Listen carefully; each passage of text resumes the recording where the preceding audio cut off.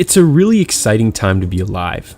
We have a front row seat to the only known transformation of a world powered by dirty fossil fuels to a planet that gets its energy from renewable, clean sources.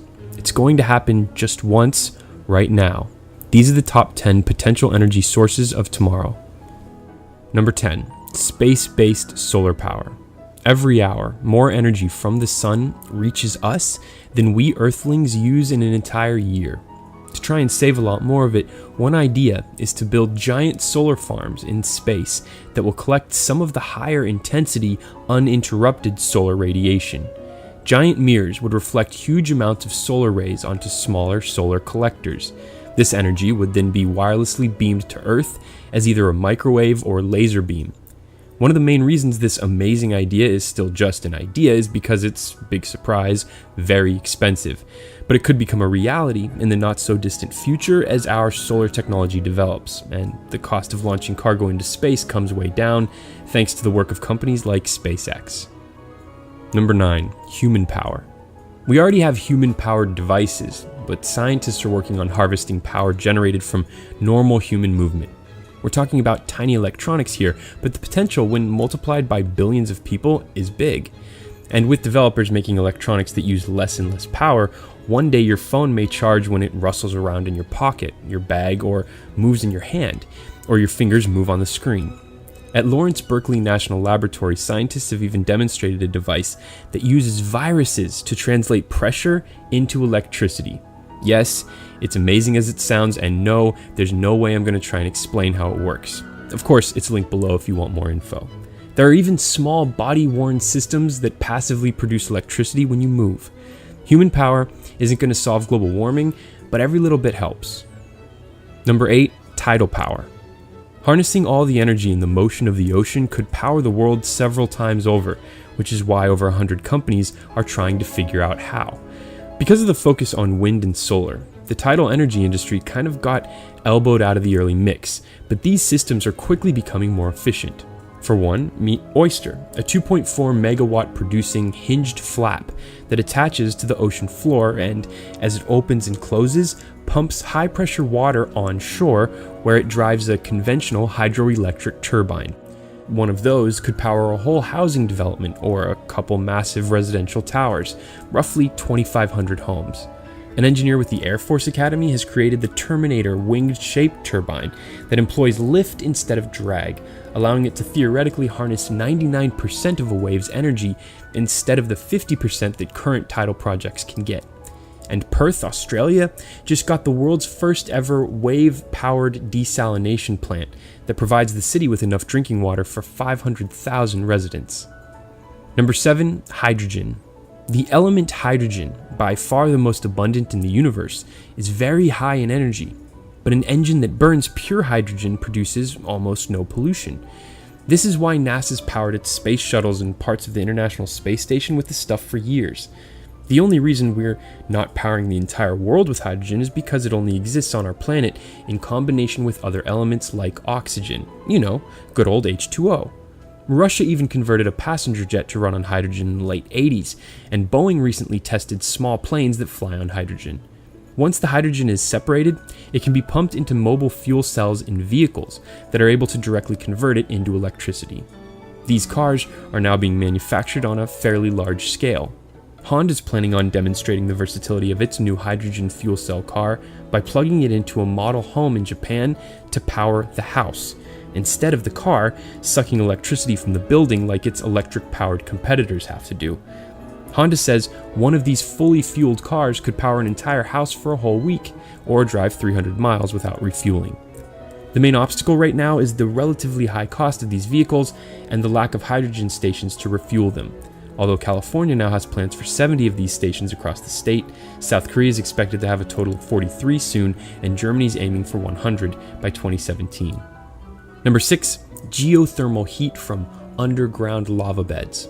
The method of converting the heat rising from the depths of the molten core of the Earth into energy, also known as geothermal, powers millions of homes around the world, including the electricity usage for 27% of the Philippines and 30% in Iceland.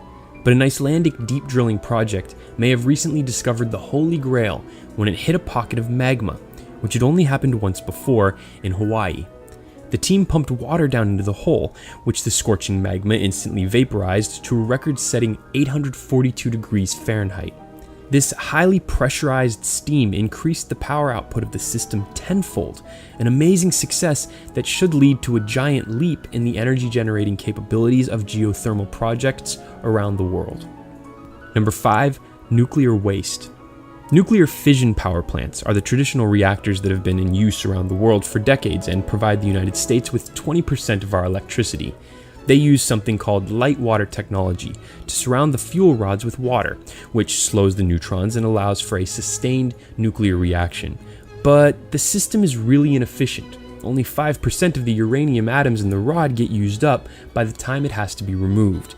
All that unused, highly radioactive uranium just gets added to our growing stockpile of nuclear waste. But now, finally, there appears to be another, more efficient way, called a fast reactor, where the rods are submerged in liquid sodium instead of water. This allows 95% of the uranium to be used, instead of the unacceptably inefficient 5%.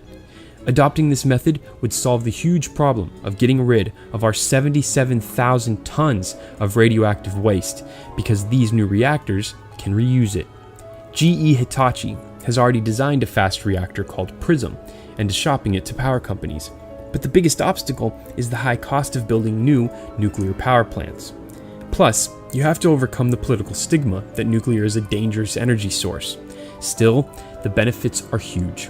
It's a proven technology that emits pretty much no greenhouse gases. The big success story is France, who has 75% of its electricity needs met by its 59 nuclear power reactors.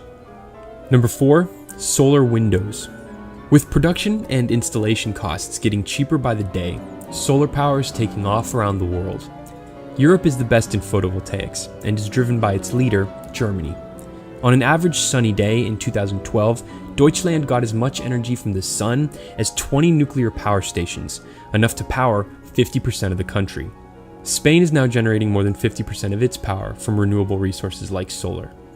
A California desert is home to the largest solar power station in the entire world, and the United States increased its solar capacity by nearly 500% from 2010 to 2014. And if you think that that's as fast as solar can possibly grow, listen to this. Researchers at the Los Alamos National Laboratory in New Mexico just made a significant breakthrough in quantum dot solar cell technology that will allow highly efficient solar panels to double as transparent windows. When this technology becomes cheap enough to hit the mass market in the next couple of years, every sun-exposed window in the world will have the potential to be converted into a mini power station. Number 3. Biofuels. From 2002 to 2013, biofuels grew more than 500% in the US, as production of crop-derived ethanol and biodiesel became a mainstream substitute or supplement to gasoline in our cars. In fact, back in the day when Henry Ford first developed his Model T, he thought it would run on ethanol. The discovery of vast amounts of cheap oil all over the world unfortunately made it the go-to energy source, but renewable biofuels are making a strong comeback now. The only problem is that the currently dominant first generation of biofuels use the same land and resources that have traditionally been used to grow food, which is driving up the cost of food and causing big problems in a lot of the developing world. So something has to change if biofuels are going to give us a chance at replacing oil with something clean burning. That's where a plant like switchgrass comes in. It's hardy, it grows like a weed just about anywhere, and it isn't food. But if we wanted to run all of the world's cars on it, we'd need to plant it on an amount of land equivalent to the entire countries of Russia and the United States combined. So that's not going to work. This brings us to the third generation of biofuels, algae, which has all the right ingredients to replace oil once and for all. Algae's natural oil content is greater than 50%, which means it can be easily extracted and processed. We can convert the remaining parts of the plant into electricity, natural gas, and even fertilizer to grow even more algae without chemicals. Algae grows quickly and doesn't need farmland or fresh water. Just last month, Alabama became the world's first algae biofuel system that can also effectively treat human wastewater. This actually resulted in a carbon negative outcome. The 40,000 a day demonstration plant basically floated giant bags on a bay, pumped wastewater into them, added a little algae, and then let the sunlight do its thing. Before long, algae had grown everywhere and cleaned the wastewater so well it could either be released back into the bay or reused by people as drinking water. Number 2, flying wind farms. We're already getting a lot of energy from the wind, but with the buoyant air turbine, or BAT, that floats 1,000 to 2,000 feet above the ground where winds are stronger and more consistent, we could soon be getting that energy much more efficiently. The system is simple. A ringed blimp with a wind turbine in the middle is tethered securely to the ground. It'll produce twice as much power as similarly sized tower-mounted turbines. It can even handle winds of more than 100 miles per hour and can be fitted with additional devices like a Wi-Fi unit, which would help bring the internet to parts of the world that don't have it yet. The buoyant air turbine was designed for bringing renewable wind energy to rural parts of the world, where building a traditional wind turbine was impossible, and will first be deployed in Alaska. It can even automatically detect and adjust its floating height to where the best wind speed is. When the wind speed is dangerously high, the thing will dock itself, eliminating the need for manual labor. Flying wind turbines like this should soon replace all the less efficient tower-based systems and could allow for the construction of offshore wind farms that have, until now, been really expensive to build. Number 1, fusion. Unlike fission, nuclear fusion doesn't create any deadly nuclear waste because it fuses atoms together instead of splitting them apart, so there's no threat of a runaway reaction that could lead to a meltdown event. But this is easier said than done. One nuclear prize-winning physicist described fusion as trying to put the sun into a box. The idea is pretty, the problem is we don't know how to make the box. The technical issue is that fusion reactions will produce material that's so volatile and hot it will damage the reactor that created it. This isn't stopping private companies and governments from spending billions to research the technology and solve these problems. And if the immense challenges can be overcome, fusion will provide virtually limitless energy and power the world. That's why the world's wealthiest governments are collaborating on the controversial International Thermonuclear Experimental Reactor in France, known as ITER. When was the last time Russia, China, Europe, and the United States collaborated on anything? That's how important for humanity this project is, and because of its revolutionary potential, several powerful companies like Lockheed Martin are quietly working on their own fusion reactors. Lockheed has a very optimistic timeline for their system, projecting that they will meet global energy demand by 2050. Their optimism may be fairly justified. In October 2013, in separate research, scientists at the Lawrence Livermore National Laboratory in the United States achieved a huge milestone in fusion when, for the first time, a fuel capsule gave off more energy than was applied to it. Thanks for watching. Let us know if we missed anything or if you disagreed with our rankings.